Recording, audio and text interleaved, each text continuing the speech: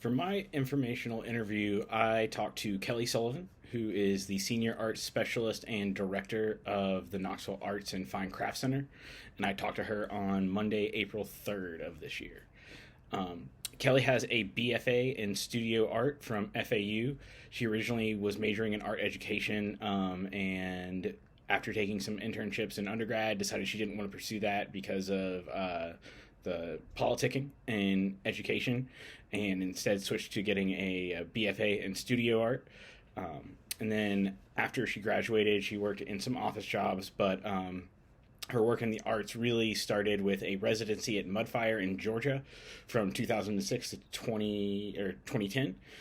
She was the artist in residence. She learned the operational side of running a studio, mixing glazes, making clay, firing kilns, unloading kilns, things like that. And then after that, she worked as a coordinator at the YMCA in Fayetteville, New York, where she learned how to program classes, order supplies, how to generally keep the business side of things going. And she says that's where she began to learn about art administration. Following that, she worked at Aramont, which is up in Sevierville, as the supply store manager, which meant that she was running national workshops for Aramont, doing the orders for the entire institution, for everything from the art supplies to food and other stuff like that. So she continued to work in the space of art administration.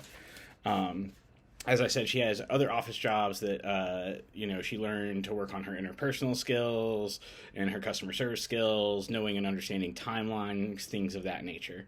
And then in 2018, she became the Knoxville Arts and Fine Craft Center Director, which is a part of the Knoxville Parks and Rec Department.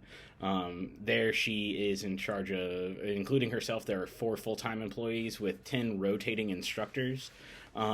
They only operate on an $11,000 a year budget, which is so little. Having worked in the arts, I know how little that money actually is. So that was incredible to learn about that. In order to order the supplies, which she's in charge of, to work with all the classes, that was really interesting. But she said that usually her job is 85% admin and 15% teaching, which is the teaching was higher, but it's just the nature of the job. She said in that 85% that's admin, she said if you were to break that down, she would do 60% of her job is responding to participants in classes or other communication to people in Parks and Rec or other artists. She said 10% of her time would be spent in accounting for fees and other stuff like that in regards to the classes. And then 15% would be her prepping for classes and events, gallery shows, ordering supplies, and doing all the scheduling. She said that she, on a day-to-day, she's interacting with students, artists, private business owners, and government officials to get everything that she needs done.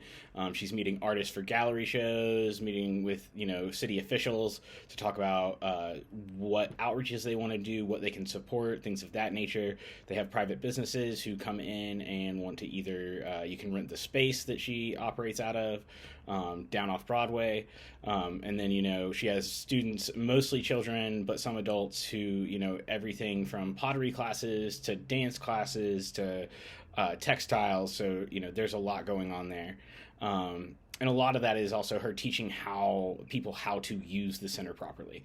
There are rules, of course, especially with it being a city resource, that there are a lot of rules that go into it in terms of what they can and cannot do, what especially she said in regards to ceramics, there's a lot that people have to learn to properly and safely fire stuff. There's things they won't fire, and getting everybody on the same page with that takes up a lot of her time.